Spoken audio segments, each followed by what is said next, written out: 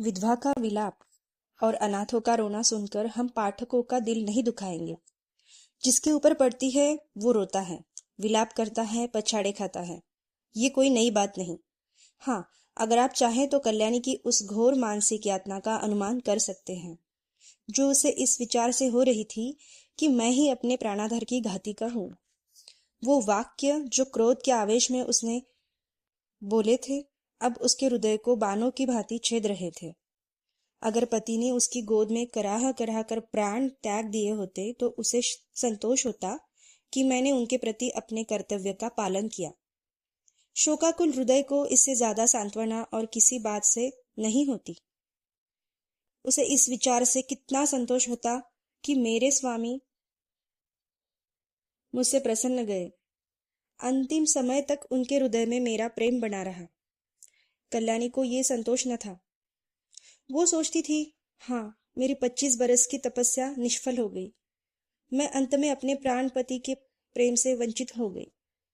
अगर मैंने उन्हें ऐसे कठोर शब्द नहीं कहे होते तो वो कदापि रात को घर से बाहर नहीं जाते। न जाने उनके मन में क्या क्या विचार आए हों। उनके मनोभावों की कल्पना करके और अपने अपराध को बढ़ा बढ़ा कर वो आठों पहर कूदती रहती थी।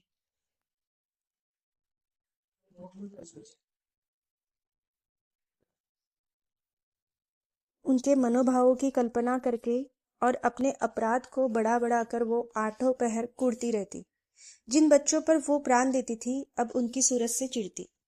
इन्हीं के कारण मुझे अपने स्वामी से रार मोल लेना पड़ा। यही मेरे शत्रु है।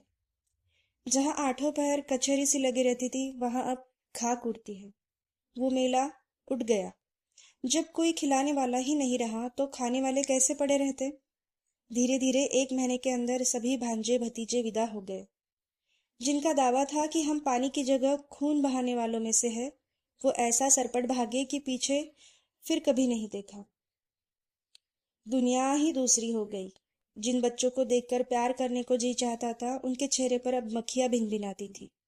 न जाने वो कांति कहाँ चली गई।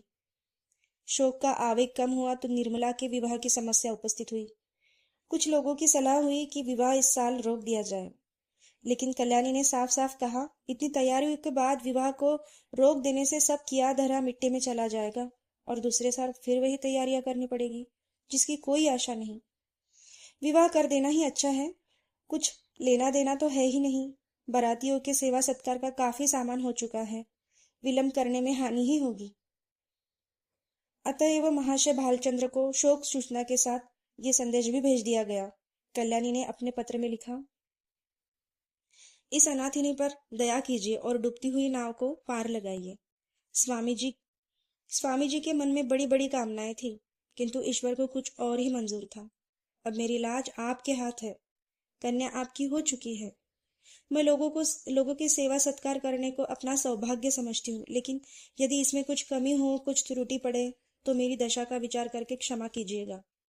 मुझे विश्वास है कि आप इस अनाथिनी की निंदा न होने देंगे। आदि।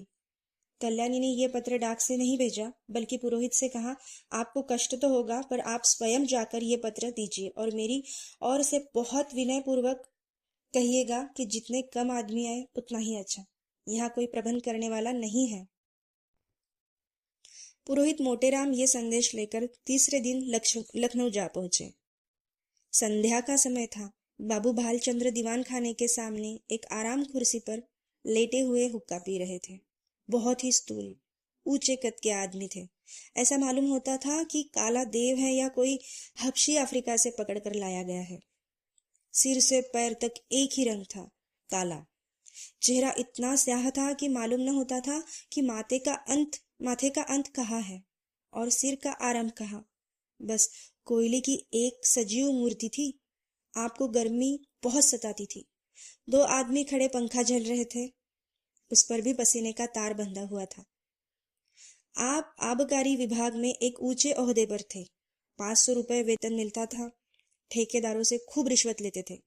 ठेकेदार शराब के नाम पानी बेचे, 24 घंटे दुकान खुली रखे। आपको केवल खुश रखना काफी था। सारा कानून आपकी खुशी थी। इतनी भयंकर मूर्ति थी कि चांदनी रात में लोग उन्हें देखकर सहसा चौंक पड़ते थे। बालक और स्त्रियां ही नहीं बल्कि पुरुष तक सहम जाते थे। चांदनी रात इसलिए कहा गया कि अंधेरी रात में तो उन्हें कोई देख ही नहीं सकता था। श्यामलता अंधकार में विलीन हो जाती थी। केवल आंखों का रंग लाल था। जैसे पक्का मुसलमान 5 बार नमाज पढ़ता है, वैसे ही आप भी 5 बार शराब पीते थे। मुफ्त की शराब तो काजी को हलाल है। फिर आपने तो शराब के अफसर ही थे, जितनी चाहे पिए, कोई हाथ पकड़ने वाला थोड़ी ना था। जब प्यास लगती थी शराब पी लेते थे। जैसे कुछ रंगों में परस्पर सहानुभूति होती है, उसी तरह कुछ रंगों में परस्पर विरोध है। लाली माँ के सहयोग से काली माँ और भी भयंकर हो जाती थी। बाबू साहब ने पंडित जी को देखते ही कुर्सी उठाकर कहा, अखा आप हैं? आइए आइए। धन्यवाद हमारे जो आप पधारे। अरे कोई है? कहाँ चले गए सबके सब?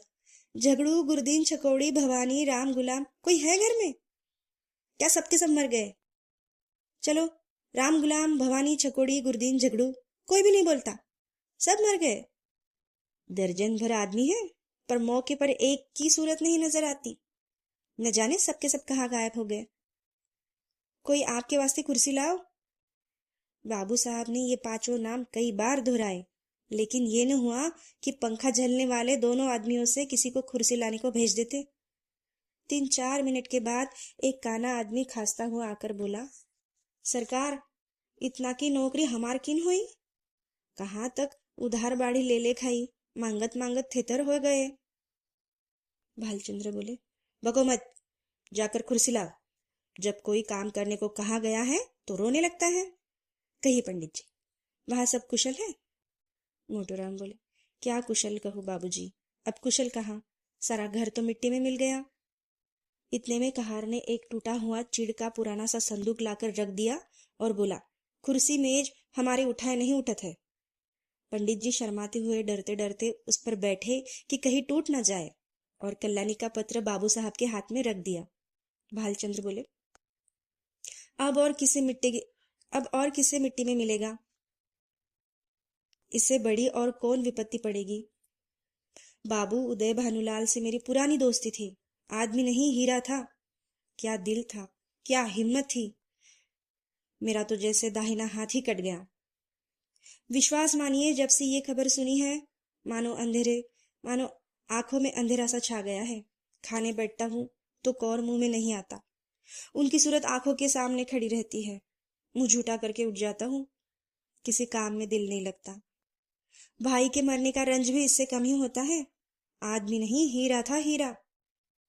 मोतीराम बोले, सरकार, नगर में अब ऐसा कोई रईस नहीं रहा। भालचंद्र बोले, मैं खूब जानता हूँ पंडित जी, आप मुझसे क्या कहते हैं। ऐसा आदमी 1,00,000-2,00,000 में एक होता है। जितना मैं उनको जानता था उतना दूसरा कोई नहीं जान सकता।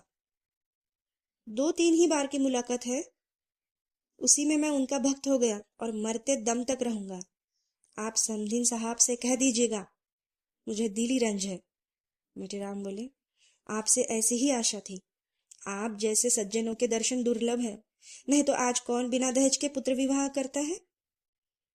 भालचंद्र बोले, महाराज, दहेज की बातचीत ऐसे सत्यवादी पुरुषों से नहीं की जाती।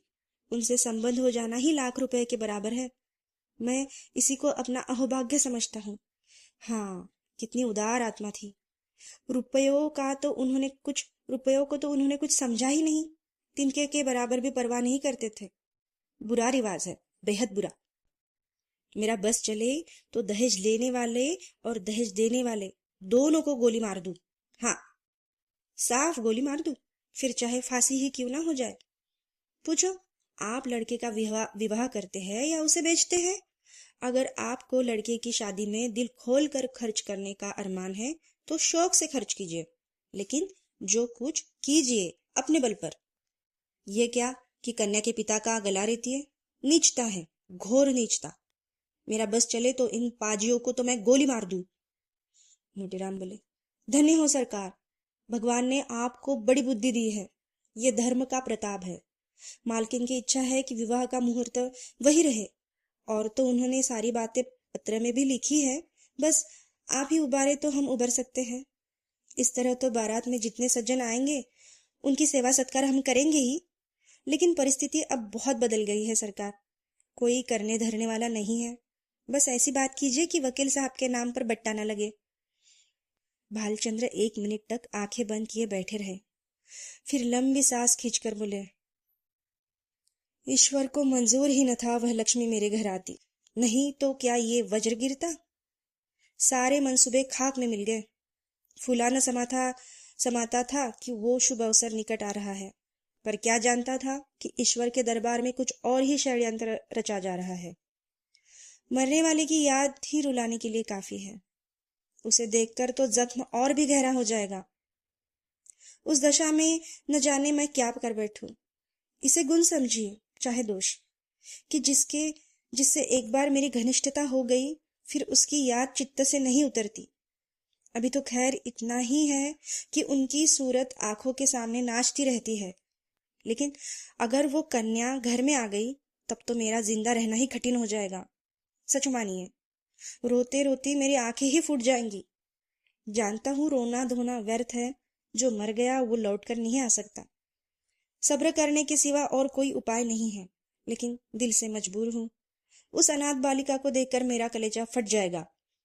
मोतीराम बोले, ऐसा न कहिए सरकार, वकील साहब नहीं तो क्या, आप तो हैं। अब आप ही उसके पिता तुल्य है। अब वह वकील साहब की कन्या नहीं, आपकी कन्या है।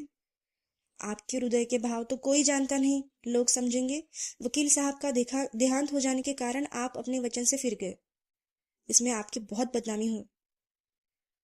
चित्त को समझाइए और हंसी खुशी कन्या का परिग्रहण कर लीजिए। हाथी मरे तो 9 लाख का लाख विपत्ति पड़ी है, लेकिन मालकिन आप लोगों की सेवा सत्कार करने में कोई बात न उठा देंगी।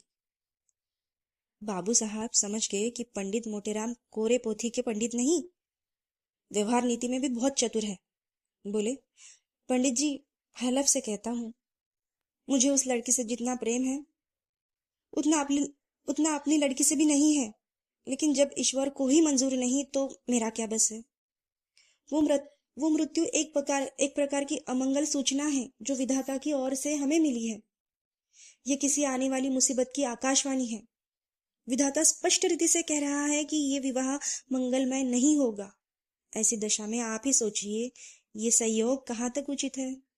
आप तो विद्वान आदमी हैं, सोचिए, जिस काम का आरंभ ही अमंगल हो, उसका अंत मंगलमय कैसे हो सकता है। नहीं, जानबूझकर मक्खी नहीं निगली जाती। समदीन साहिबा को समझाकर कह दीजिएगा, मैं उनकी आज्ञा पालन करने को तैयार हूँ, लेकिन इसका परिणाम अच्छा नहीं होगा। स्वार्थ के वश में होकर मैं अपने परम मित्र की संतान के साथ ये अन्याय नहीं कर सकता। इस तर्क ने पंडित जी को निरुत्तर कर दिया। वादी ने वो तीर छोड़ा था जिसकी उनके पास कोई काट नहीं थी। शत्रु ने उन्हीं के हथियार से उन पर वार किया था और वो उसका प्रतिकार नहीं कर सकते थे।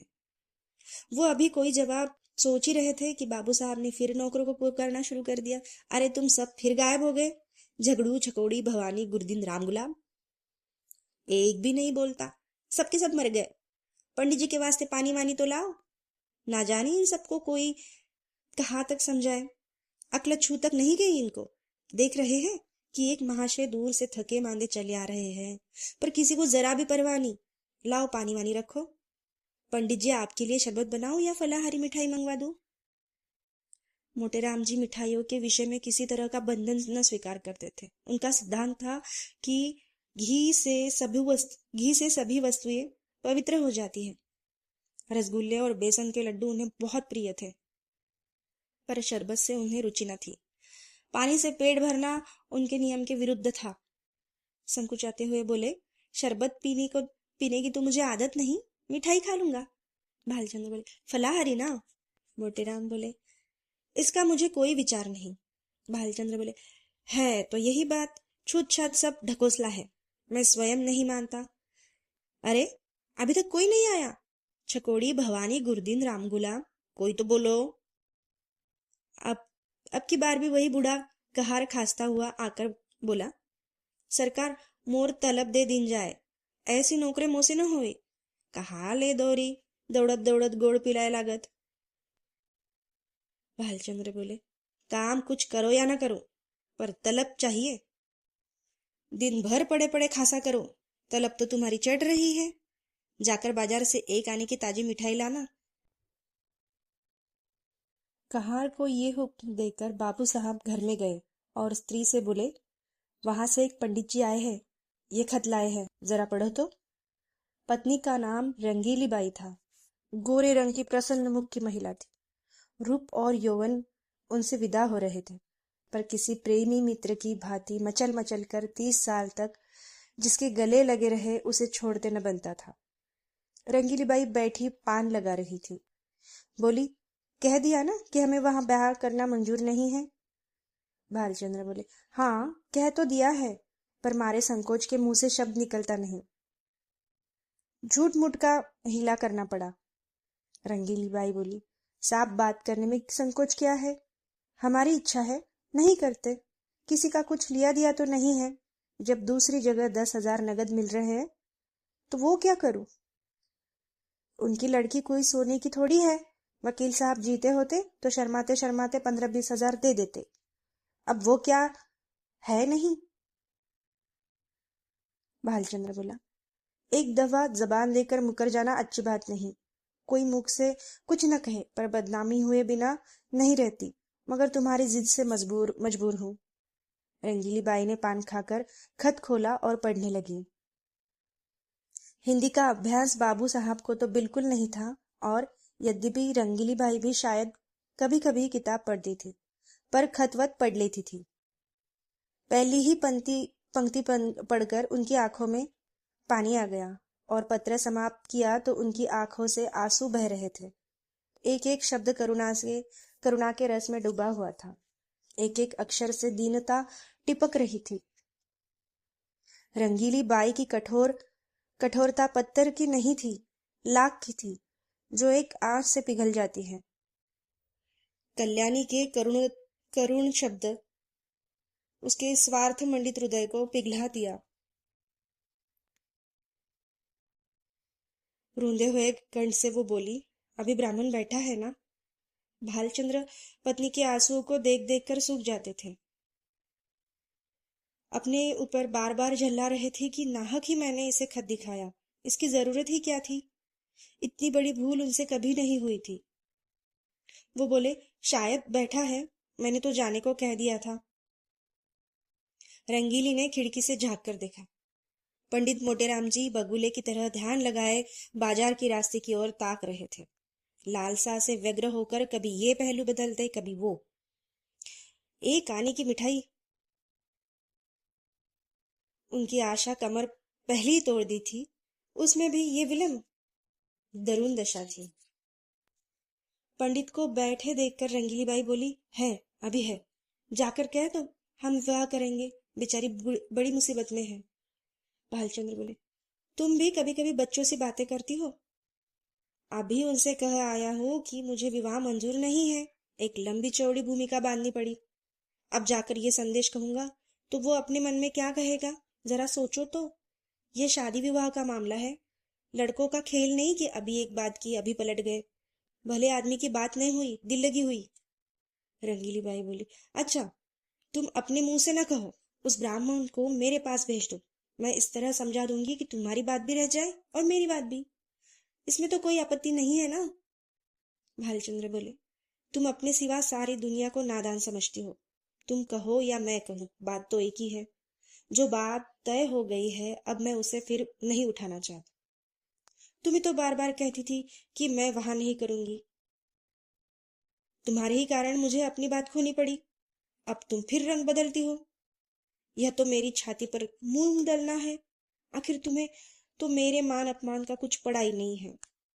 रंगीली बाई बोली, तो मुझे क्या मालूम था कि विधवा की दशा इतनी दिन हो गई है।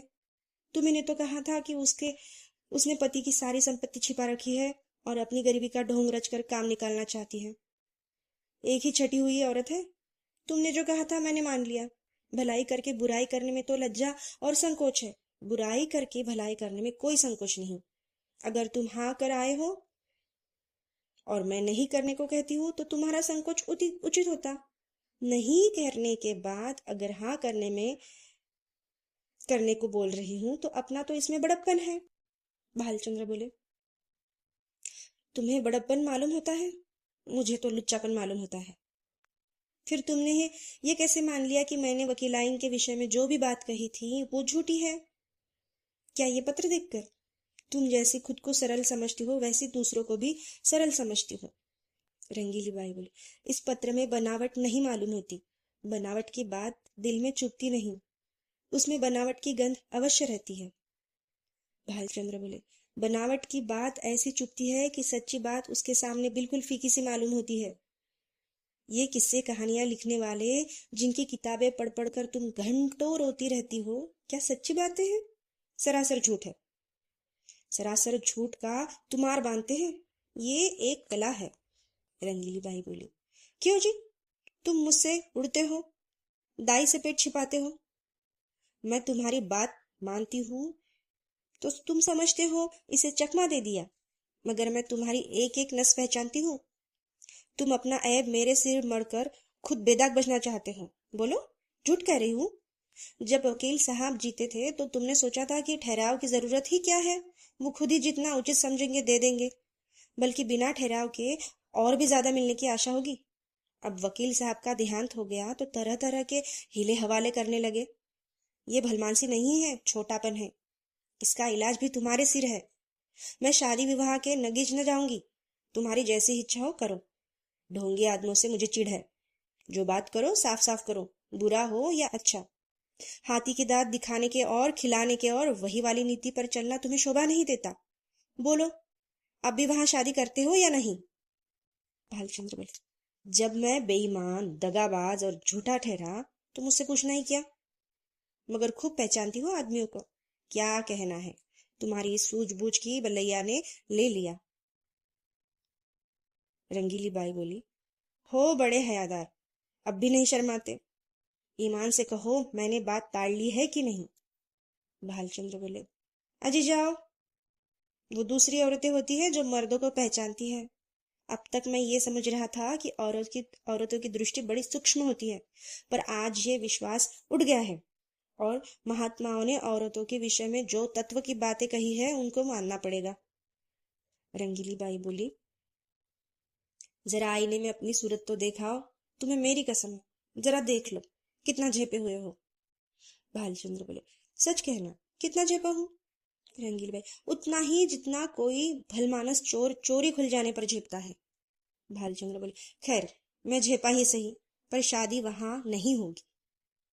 रंगीली बाई बोली, मेरी बला से जहां चाहे करो, क्या भुवन से एक बार पूछ क्यों नहीं लेते? भालचंद्र बोले, अच्छी बात है, उसी पर फैसला रहा। रंगीली बाई बोली, जरा भी इशारा नहीं करना। भालचंद्र बोले, अजी मैं उसकी तरफ ताकूंगा भी नहीं। संयोग से ठीक उसी वक्त भुवन मोहन भी आ पहुंचा। ऐसे सुंदर सुडोल बलिष्ठ युवक कॉलेज में बहुत कम दिखते थे। बिल्कुल माँ को पड़ा था।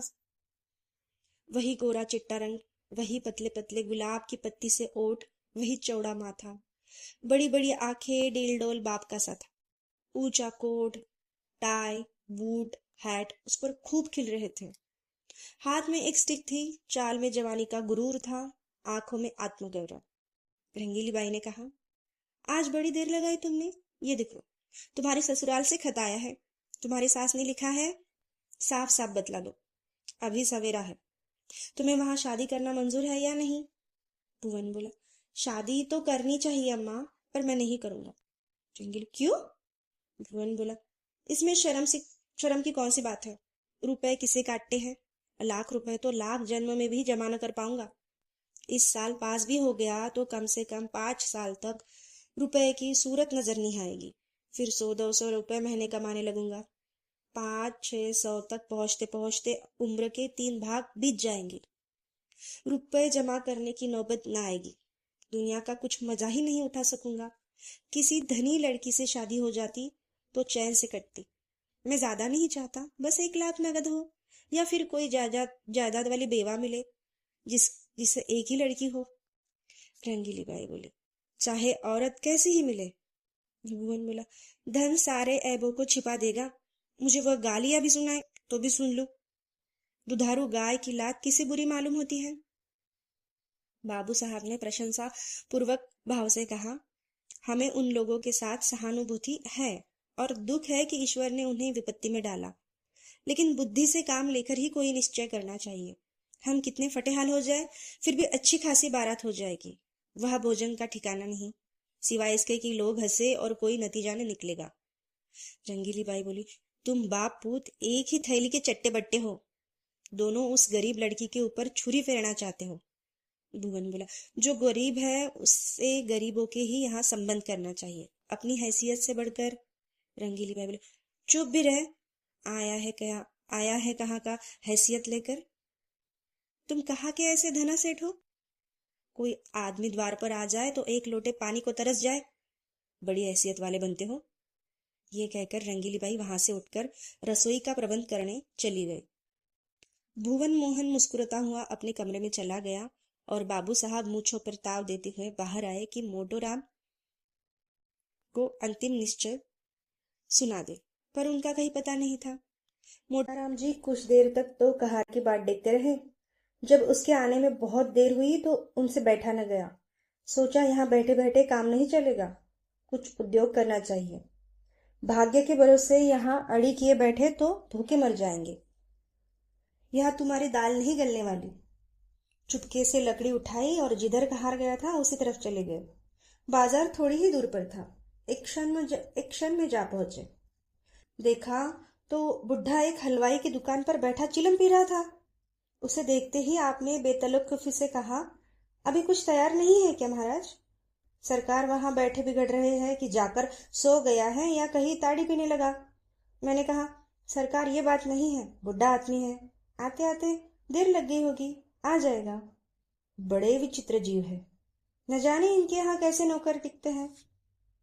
कहार ने बोला, मुझे छोड़कर आज तक दूसरा कोई टिका नहीं है और ना ही टिकेगा। साल भर से तलब नहीं मिली, किसी को तलब नहीं देते। जहां किसी ने तलब मांगी और वो लगे उसे डांटने, बेचारा नौकरी छोड़कर भाग जाता है। वे दोनों आदमी जो पंखा जला रहे थे ना, सरकारी नौकर हैं, सरकार से 2 अर्दनी मिले हैं ना, इसी इसी से पड़े हुए हैं। मैं भी सोचता हूँ, जैसा तेरा ताना बना वैसी मेरी भरनी।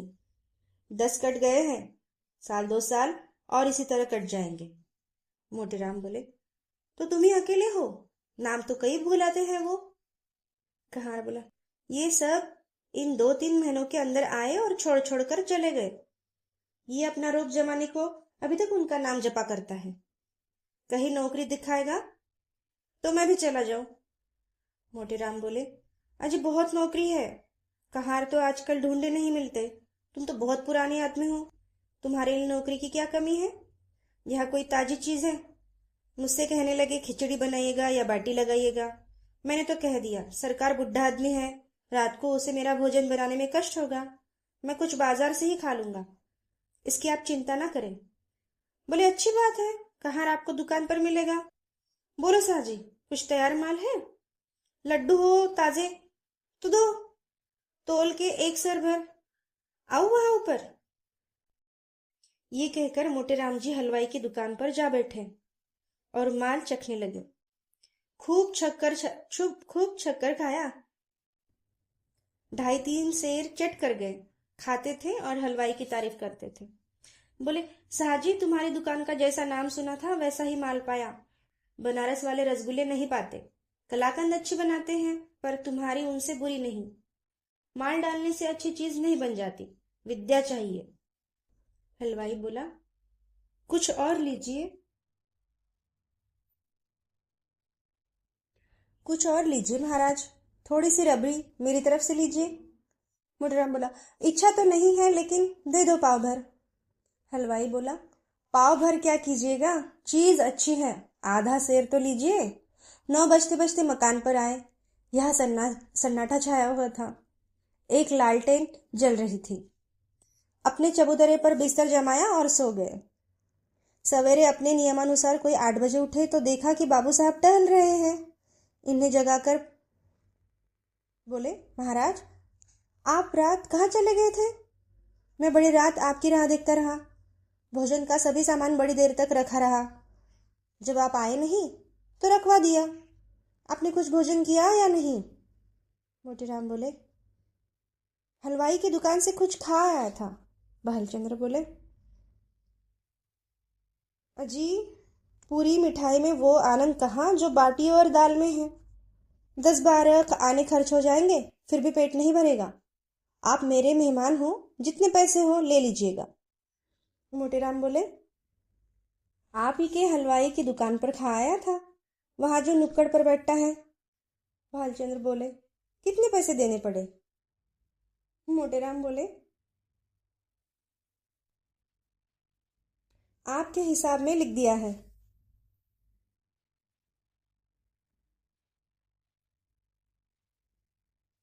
भालचंद्र बोले, जितनी मिठाइयाँ ली हैं मुझे बता दीजिए, नहीं तो पीछे से बेईमानी करने लगेगा।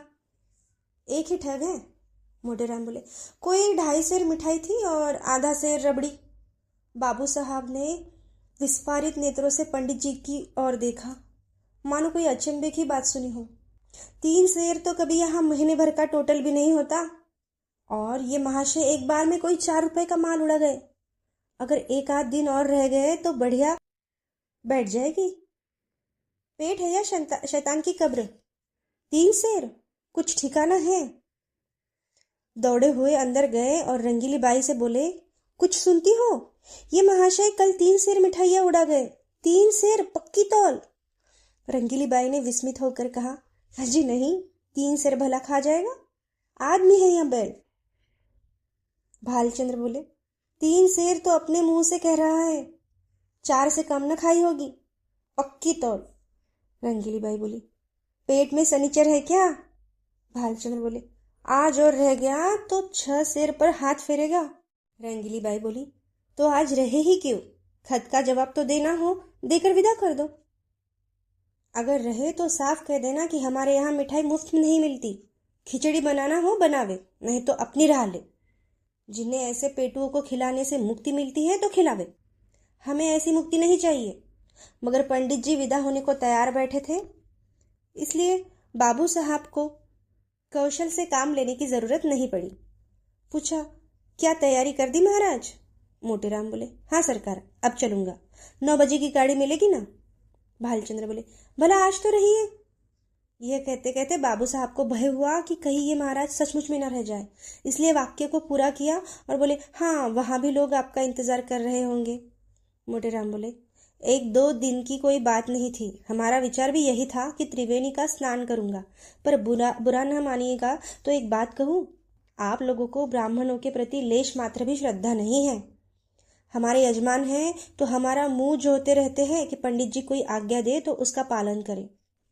हम उनके द्वार पर पहुंच जाते हैं तो अपना धन्य भाग समझते हैं, और सारा घर छोटे से लेके बड़े तक हमारे सेवा सत्कार में मग्न हो जाते हैं।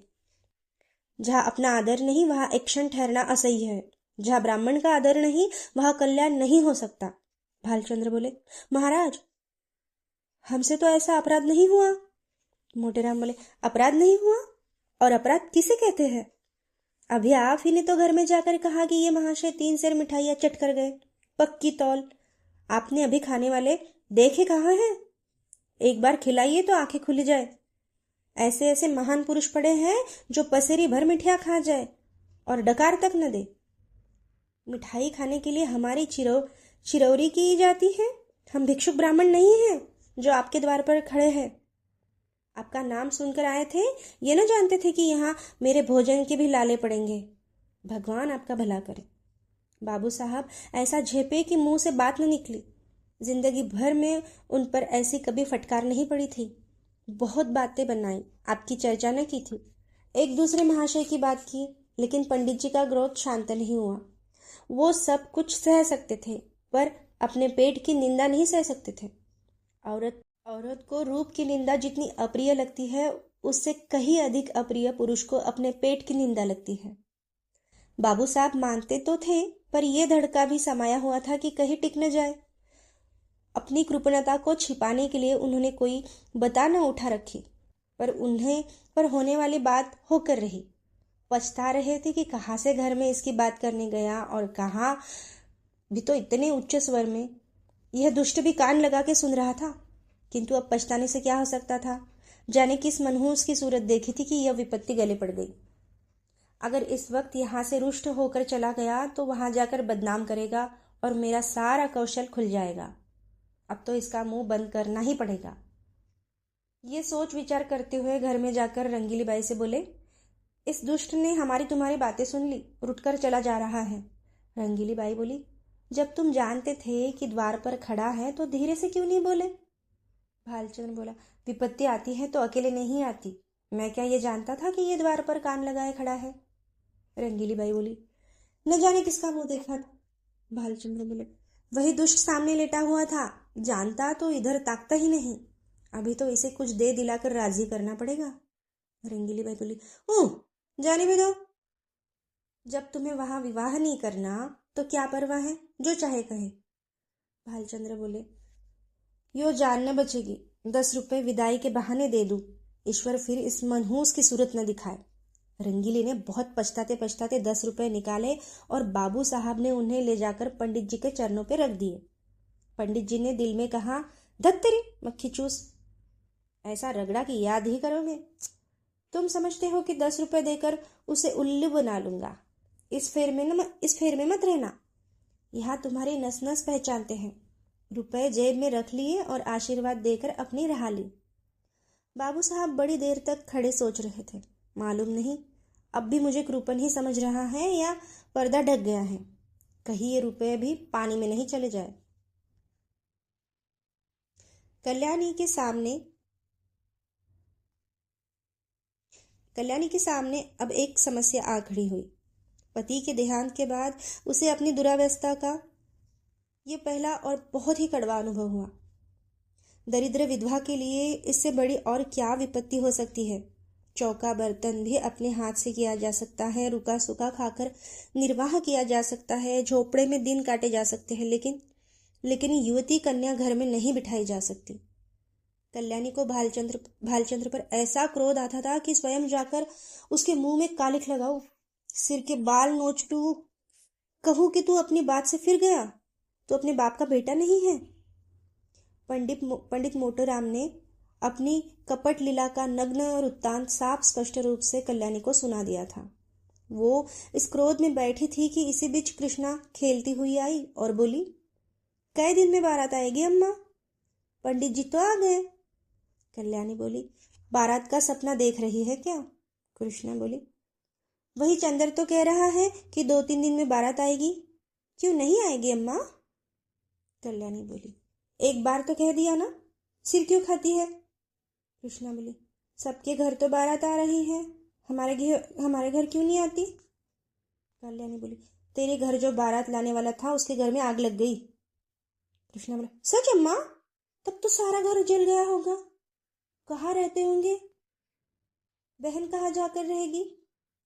कल्याणी बोली, अरे पगली, तू तो बात ही नहीं समझती, आग लगी, वो अब हमारे यहाँ बयान करेगा। कृष्णा बोली, ये क्यों अम्मा, पहले तो ठीक हो गया था। कल्याणी बोली, बहुत से रुपए मांगता है, मेरे पास उसे देने के लिए रुपए ही नहीं है। कृष्णा बोली, बड़े लालची है अम्मा, है ना? कल्याणी बोली, लालची नहीं तो और क्या, पूरा कसाई, निर्दयी, दगाबाज। कृष्णा बोली, तब तो अम्मा बहुत अच्छा हुआ कि उसके घर बहन का ब्याह नहीं हुआ, बहन उसके साथ कैसे रहती? ये तो खुश होने वाली बात है अम्मा, तुम रंज क्यों करती हो? कल्याणी ने पुत्री को स्नेहमयी दृष्टि से देखा। उसका कथन कितना सत्य है, भोले शब्दों में समस्या का कितना मार्मिक निरूपण है। सचमुच ये तो प्रसन्न होने की बात है कि ऐसे कुपात्रों से संबंध नहीं हुआ। रंज की कोई बात नहीं, ऐसे कुमानुषों के बीच बेचारी निर्मला की क्या गति होती।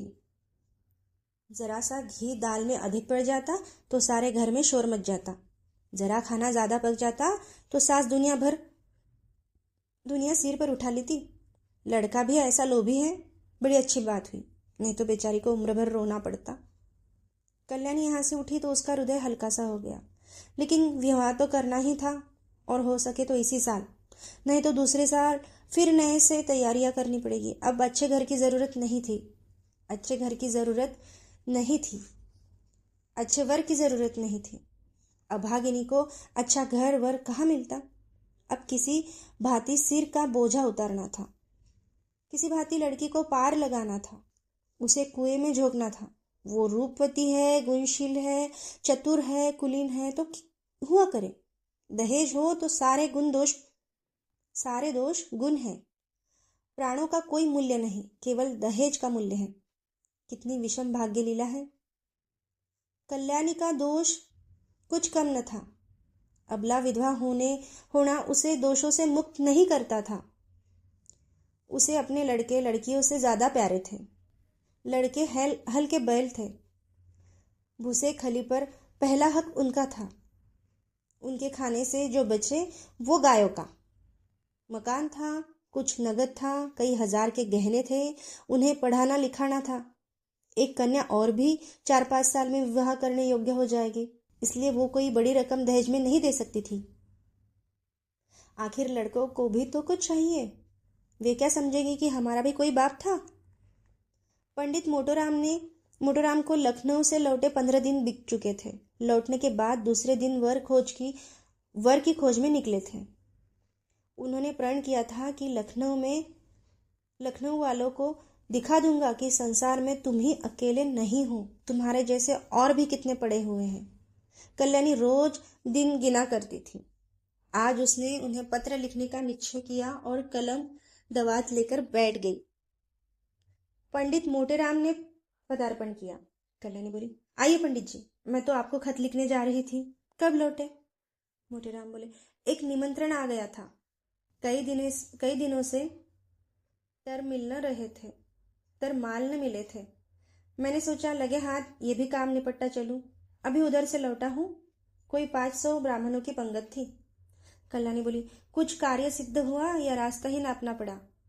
मोटेराम बोले, कार्य क्यों न सिद्ध होता? भला यह भी कोई बात है? 5 जगह बातचीत कर आया हूं, 5 की नकल लाया हूं। उनमें से आप जिसे चाहे पसंद करें। ये देखिए, लड़के का बाप डाके सीगे में 100 रुपए महीने का नौकर है। लड़का अभी कॉलेज में पढ़ रहा है, मगर नौकरी का भरोसा है। घर में कोई जायदाद नहीं है। लड़का होनहार मालूम होता है। खानदान भी अच्छा है। 200 रुपए में तय हो जाएगी। मांगते हो तो वो 3,000 है। कल्याणी, लड़के के कोई भाई है? मोटेराम बोले, नहीं, मगर 3 बहनें हैं और तीनों कुंवारी। माता जीवित है। अच्छा, अब दूसरी नकल देखिए। ये लड़का रेल के सीगे में 50 रुपए महीना पाता है। माँ बाप नहीं है, बहुत ही रूपवान, सुशील और शरीर से दुष्ट पुष्ट है। कसरती जवान है, मगर खानदान अच्छा नहीं। कोई कहता था माँ नाइन थी, कोई कहता था ठकुराइन थी, बाप किसी रियासत में मुख्तार थे। घर पर थोड़ी सी जमींदारी है, मगर उस पर कई हजार का कर्ज भी है। वहां कुछ लेना देना न पड़ेगा। उम्र कोई 20 साल होगी। कल्याणी बोली, खानदान में दाग न होता तो मंजूर कर लेती। देखकर तो मक्खी नहीं निगली जाती। मोटेराम बोले, तीसरी नकल देखिए। एक जमींदार का लड़का है, कोई 1,000 सालाना नफा है, कुछ खेती बाड़ी भी है। लड़का पढ़ा लिखा तो थोड़ा है, पर कचहरी अदालत के काम में चतुर है। दुहाजू है। पहली स्त्री को मरे 2 साल हुए हैं, संतान नहीं है, लेकिन रहन सहन मोटा है। पीसना कुटना घर में ही होता है। फैलानी बोली, कुछ दहेज मांगते हैं? मोटेराम बोले, इसकी कुछ न पूछिए, 4,000 सुनाते हैं। अच्छा, ये चौथी नकल देखिए। लड़का वकील है, उम्र में कोई 35 साल होगी। 300-400 की आमदनी है। पहली स्त्री मर चुकी है। उसके 3 लड़के भी है।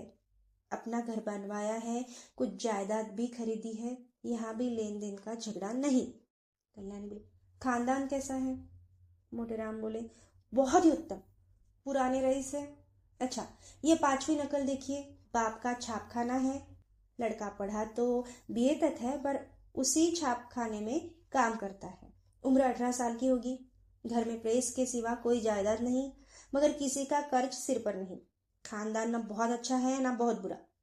लड़का बहुत सुंदर और सचरित्र है, मगर 1,000 से कम नहीं। मांगते तो वो 3,000 है। अब बताइए, आप कौन सा वर पसंद करती है? कल्याणी बोली, आपको सबों में कौन पसंद है? मोटेराम बोले, मुझे तो 2 वर पसंद है। एक वो जो रेलवे में है और दूसरा जो छापेखाने में काम करता है। कल्याणी बोली, मगर पहले के दो खानदान में दोष बताते हैं। मैटर बोला, हाँ ये दोष है, तो छापे छापे खाने को ही रहने दीजिए। कल्याणी बोली, वहां 1,000 देने को कहाँ से आएगा? 1,000 तो आपका अनुमान है, रुपए कहाँ से आएंगे? जमींदार साहब 4,000 सुनाते हैं, डाक बाबू भी 2,000 का सवाल करते हैं। इनको जाने दीजिए, बस वकील साहब ही बच रहे। 35 साल की उम्र में कोई ज्यादा नहीं, इन्हीं को क्यों न रखिए। मोटेराम बोले, आप खूब सोच विचार ले, मैं यूं ही आपकी मर्जी का ताबेदार हूं। जहां कहिएगा वहां टिक्का कराऊंगा, मगर 1,000 का मुंह न देखिए। छापने वाला लड़का रत्न है, उसके साथ कन्या का जीवन सफल हो जाएगा। जैसी वह रूप और गुण की पूरी है, वैसा ही लड़का सुंदर और सुशील है। कल्याणी बोली, पसंद तो मुझे भी है, यही है महाराज, पर रुपए किसके घर में है? कौन देखने वाला है? खाने वाले तो खा पी कर चंपत हुए। अब किसी खाने वाले तो खाकर चंपत हुए, अब किसी की सूरत भी नहीं दिखाई देती, बल्कि मुझे बुरा मानते हैं कि हमने निकाल दिया। जो बात अपने बस के बाहर है, उसके लिए हाथ ही क्यों फैलाओ? संतान किसको प्यारी नहीं होती? कौन उसे सुखी नहीं देखना चाहता? पर जब अपना काबू हो, तब ईश्वर का नाम लेकर वकील साहब को टीका लगा के आइए। आयु कुछ अधिक है, लेकिन मरना जीना विधि के हाथ है। 35 साल का आदमी बुढ़ा नहीं कहलाता। अगर लड़की के भाग्य में सुख भोगना है तो जहां जाएगी सुखी रहेगी, दुख भोगना है तो जहां जाएगी दुख ही झेलेगी। हमारी निर्मला को बच्चों से प्रेम है, उनके बच्चों को अपना समझेगी। आप शुभ मुहूर्त देखकर टीका कराइए। निर्मला का विवाह हो गया, ससुराल आ गई। वकील साहब का नाम था मुंशी तोताराम। सावले रंग के मोटे ताजे आदमी थे। उम्र तो अभी 40 से अधिक नहीं थी, पर वकालत के कठिन परिश्रम ने सिर के बाल पका दिए थे। व्यायाम करने का उन्हें अवकाश नहीं मिलता था, यहाँ तक कि कभी घूमने भी नहीं जाते, इसलिए तोंद निकल आई थी। देह के स्थूल होते हुए भी आए दिन कोई न कोई शिकायत रहती थी। मंदाग्नि और बवासीर से तो उनका चिरस्थायी संबंध था, अतः बहुत फूक फूक कर कदम रखते थे। उनके 3 लड़के थे। बड़ा मनसाराम 16 वर्ष का, मंझला जियाराम 12 और सियाराम 7 वर्ष का। तीनों अंग्रेजी पढ़ते थे। घर में वकील साहब की विधवा बहन के सिवा और कोई औरत नहीं थी। वही घर की मालकिन थी। उनका नाम था रुक्मिणी और अवस्था 50 से ऊपर थी। ससुराल में कोई नहीं था, स्थायी रीति से यही रहती थी। तोताराम दंपत्ति विज्ञान में कुशल थे। निर्मला को प्रसन्न रखने के लिए उनमें जो स्वाभाविक कमी थी, उसे वह उपहारों से पूरी करना चाहते थे। यद्यपि वो बहुत ही मितव्ययी पुरुष थे, पर निर्मला के लिए कोई न कोई तोहफा रोज लाया करते थे। मौके पर धन की परवाह न करते थे। लड़के के लिए थोड़ा दूध आता था, पर निर्मला के लिए मेवे, मुरब्बे, मिठाइयाँ, किसी भी चीज की कमी नहीं थी। अपनी जिंदगी में कभी सैर तमाशे देखने नहीं गए थे, पर अब छुट्टियों में निर्मला को सिनेमा, सर्कस, थिएटर दिखाने ले जाते थे।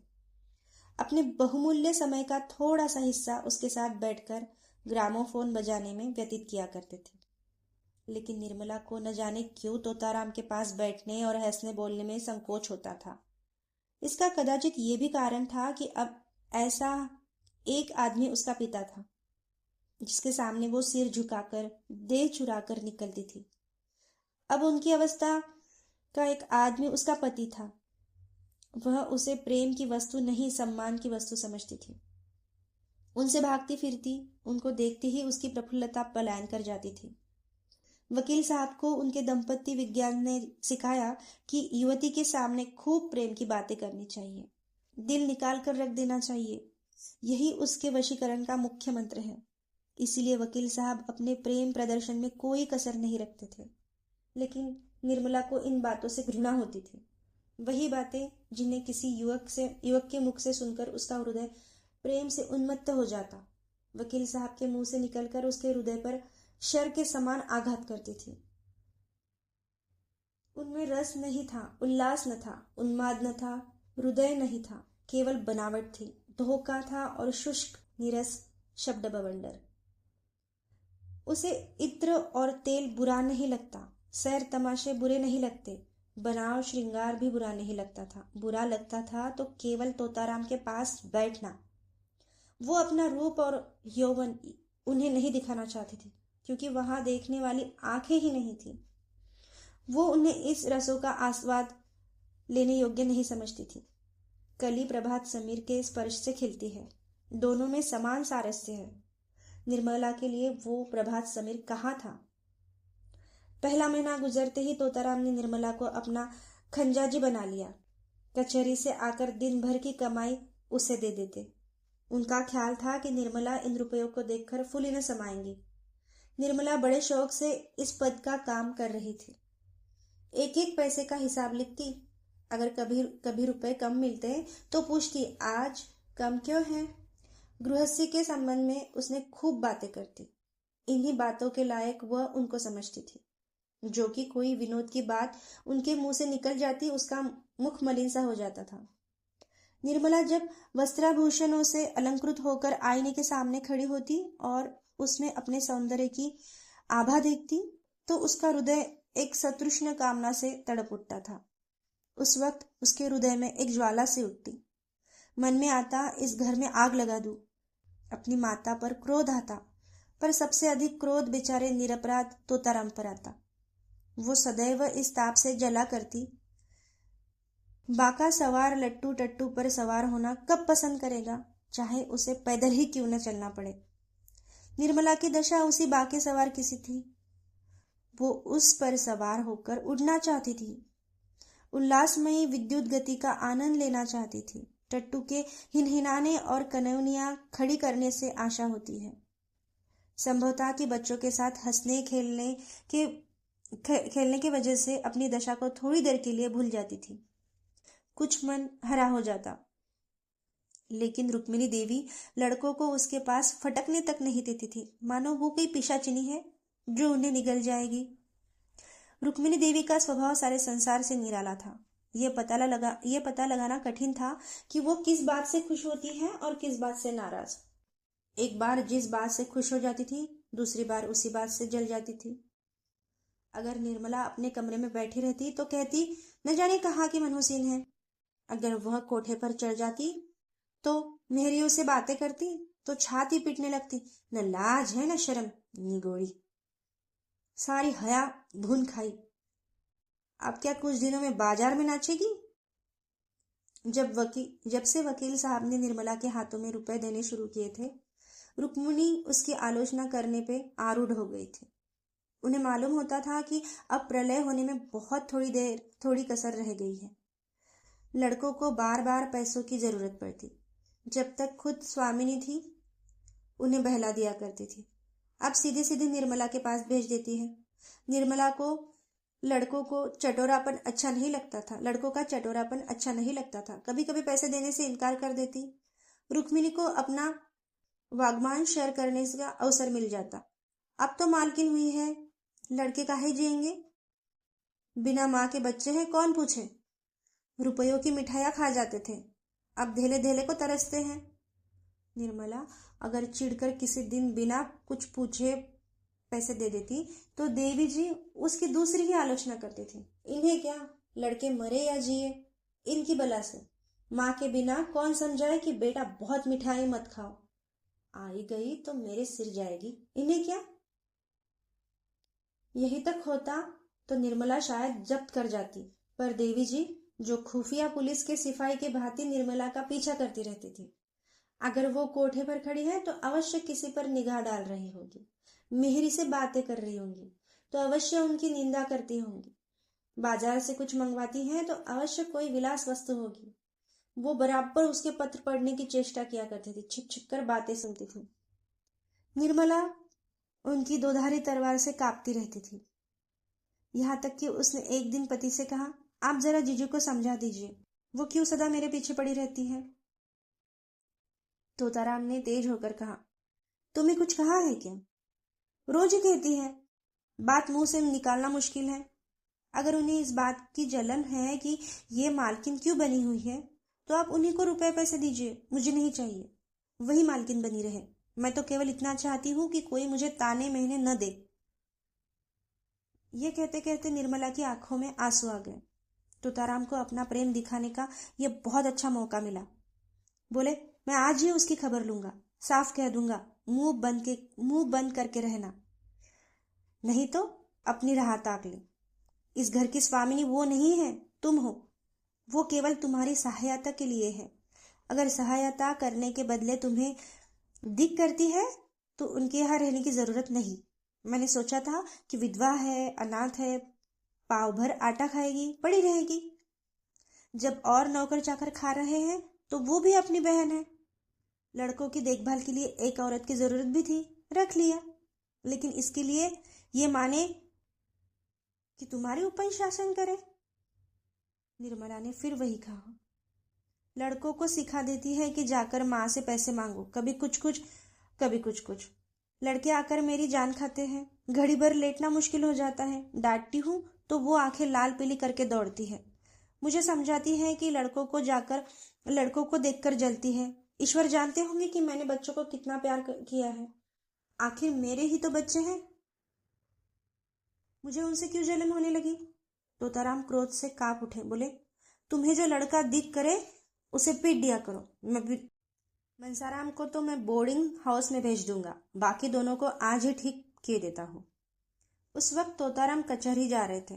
डांट डपट करने का मौका नहीं था, लेकिन कचहरी से लौटते ही उन्होंने घर में रुक्मिणी से कहा, क्यों बहन, तुम्हें इस घर में रहना है या नहीं?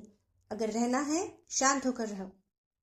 यह क्या किसी दूसरे का रहना मुश्किल कर दो। रुक्मिणी समझ गई कि बहू ने अपना वार किया, पर वो दबने वाली औरत नहीं थी। एक तो उम्र में बड़ी, 30 पर इसी घर की सेवा में जिंदगी काट दी थी। किसकी मजाल थी कि उन्हें देखकर उन्हें बेदखल करे। उन्हें भाई की इस क्षुद्रता पर आश्चर्य हुआ। बोली, तो क्या लौंडी बनाकर रखोगे? लौंडी बनकर रहना है तो इस घर की लौंडी न बनूंगी। अगर तुम्हारी इच्छा है कि घर में कोई आग लगा दे और मैं खड़ी देखूं, किसी को बेराह चलते देखूं, चुप साध लो, जो जिसके मन में आए करे। मैं मिट्टी की देवी नहीं बन रही हूं। ये मुझसे नहीं होगा। ये हुआ क्या जो तुम इतना आप से बाहर हो गए हो? निकल गई सारी दुनियादारी, निकल गई सारी बुद्धिमत्ता। कल की लौंडिया चोटी पकड़कर नचाने लगी, कुछ पूछना न ताछना, बस उसने तार खींचा और तुम काट के सिपाही की तरह तलवार निकाल कर खड़े हो गए। तोताराम बोला, सुनता हूं कि तुम हमेशा खुचर निकालती रहती हो, बात बात पर ताने देती हो। अगर कुछ सीख देनी हो तो उसे प्यार से मीठे शब्दों में देनी चाहिए। तानों से सीख मिलने के बदले उल्टा और जी जलने लगता है। रुक्मिणी बोली, तो तुम्हारी ये मर्जी है कि मैं किसी बात में न बोलूं, यही सही। लेकिन फिर ये मत कहना कि तुम घर में बैठी थी, क्यों नहीं सलाह दी। जब मेरी बातें जहर लगती है तो मुझे क्या, कुत्ते ने काटा है जो बोलूं। मसल है नाटो खेती बहुरियो घर, मैं भी देखूं बहुरिया कैसे घर चलाती है। इतने में सियाराम और जियाराम स्कूल से आ गए। आते ही दोनों बुआ जी के पास जाकर खाने को मांगने लगे। रुक्मिणी ने कहा, जाकर अपनी नई अम्मा से क्यों नहीं मांगते? मुझे बोलने का हुक्म नहीं है। तोताराम बोला, अगर तुम लोगों ने उस घर में कदम रखा तो टांग तोड़ दूंगा। बदमाशी पर कमर बांधी है। जियाराम जरा शौक था, बोला, उनको तो आप कुछ नहीं कहते, हमें को धमकाते रहते हैं, कभी पैसे नहीं देती। सियाराम ने इस कथन का अनुमोदन किया। कहती है मुझे दिक करोगे तो कान काट लूंगी। कहती है कि नहीं जिया?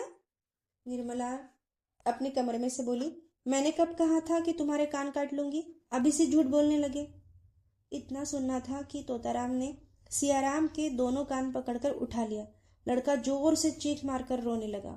रुक्मिणी ने दौड़कर बच्चे को मुंशी जी के हाथ से छुड़ा दिया और बोली, बस रहने भी दो, क्या बच्चे को मार डालोगे? हाय हाय, कान लाल लाल हो गया। सच कहा है, नई बीवी पाकर आदमी अंधा हो जाता है। अब इसी ये हाल है तो इस घर के भगवान ही मालिक हैं। निर्मला अपनी विजय पर मन ही मन प्रसन्न हो रही थी, लेकिन जब मुंशी जी ने बच्चे के कान पकड़कर उठा लिया तो उससे न रहा गया, छुड़ाने को दौड़ी, पर रुक्मिणी पहले ही पहुंच गई थी। बोली, पहले आग लगा दी, अब बुझाने दौड़ी हो? जब अपने लड़के होंगे तब आंखें खुलेंगी, पराई पीर क्यों जाने? निर्मला बोली, खड़े तो है, पूछ लो ना, मैंने क्या आग लगा दी? मैंने इतना ही कहा था कि लड़के मुझसे पैसे के लिए बार बार दिक करते हैं, इसके सिवा जो मेरे मुंह से निकला तो मेरी आंखें फूट जाए। तोताराम बोले, मैं खुद इन लौंडी की शरारत देखा करता हूँ, अंधा थोड़ी ना हूँ। तीनों जिद्दी है और शरीर हो गए हैं। बड़े मियाँ को तो आज मैं हॉस्टल भेजता हूँ। रुक्मिणी बोली, अब तक तुम्हें इनकी कोई शरारत न सूझी थी, आज आंखों में क्यों इतनी तेजी हो गई? तोताराम बोले, तुम्ही ने इन्हें इतना शौक कर रखा है। रुक्मिणी बोली, तो मैं ही विष की गांठ हूँ, मेरे ही कारण तुम्हारा घर चौपट हो रहा है। लो मैं जाती हूँ, तुम्हारे लड़के हैं, मारो चाहे काटो, कुछ नहीं बोलूंगी।